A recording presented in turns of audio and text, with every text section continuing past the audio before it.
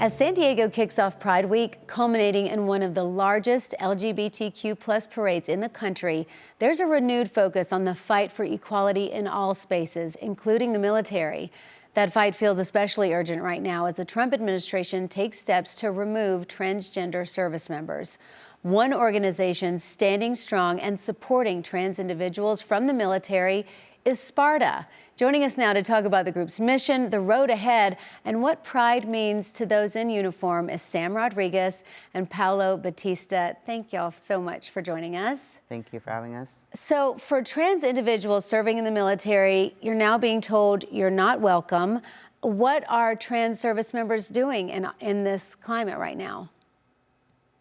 Yeah, right now we're just banding together, right? We're learning what the policies are say for us and what our left and right lateral limits are, and then just planning for the future, planning for our families, where we're gonna go, if we're gonna stay where we're currently stationed, if we're gonna move, what jobs we're gonna find.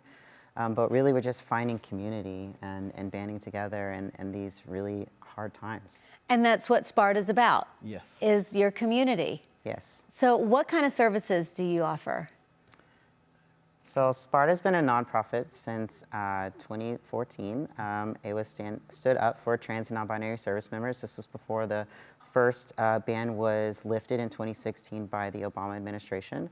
And so historically, we've always been a community and a space for mentorship and for community for our service members, and then also for advocacy efforts. We do a lot of advocacy in DC on the Hill and with a whole coalition of other nonprofits. Paulo, tell us, what is your life in the service like, or even your just own civilian life experiences that made you want to get involved with SPARTA? Well, that's the big part for me here with Pride. I've been in San Diego since 2013. In this community, I never knew of a community before I moved here. And moving here, this community was like my armor. Mm-hmm. And it just helped inspire me and gave me resilience and confidence. So after the first ban, I just decided, living my civilian life, I didn't want to regret ever not being able to serve. And with the community support, I went ahead and fought for 6 years. So it was a big deal for me, and that's why Pride is so important, because this was the first time I ever got to see where here in San Diego, we're allowed to wear a uniform in civic parades, including Pride Parade. So when I got to see that the first time, it was inspiring, where I could be myself and proud of serving my country. So let's talk about why SPARTA is so important right now, and what kind of support are you offering to people? Sure, so I serve as the membership director for SPARTA. We're an all-volunteer staff. And part of that means that I kind of lead our chapter leaders. We have chapter leaders for each branch of service, and historically we've been there to help service members navigate policy for open service.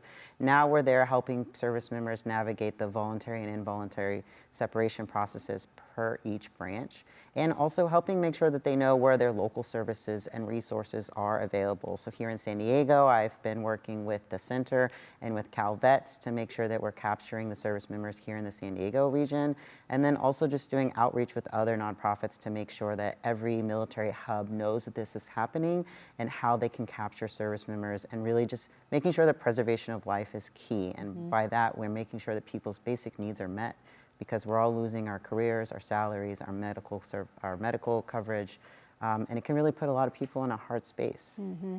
How many people are part of this community in San Diego? We have several dozen service members in this area that are trans or non-binary. At large, I'd say we have around 3,000 service members in our private Facebook group, but I really can't capture how many are out there, because many people don't do social media these days. Sure.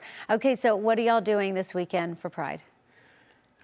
Or this week? We're gonna march proudly. Yep, I'm gonna go out there with my commands, allowing me to do so, with our instruction that's been given, to march in uniform like I always do, proudly, and just be myself and be proud. We'll have a few dozen people show up, veterans and active duty and allies alike, that are gonna band with us. We'll have our shirts, we'll have our banner, and we're just gonna continue to show up and say, we're here, we've always been here, we will not be erased. Pride is just as much a celebration as it is a protest, and that's exactly what we're doing. And you'll feel loved and supported. That's right. By so many people. Okay, thank you all so much for joining us. We appreciate you, we really do. Thank you so much. And here at CBS 8, we are a proud partner with San Diego Pride. Once again, we'll be airing the parade live on the CW San Diego on Saturday, July 19th at 10 in the morning. We'll also be live streaming the parade on CBS 8 Plus and our digital platform sponsored by Kaiser Permanente. For more information, go to cbs8.com/pride.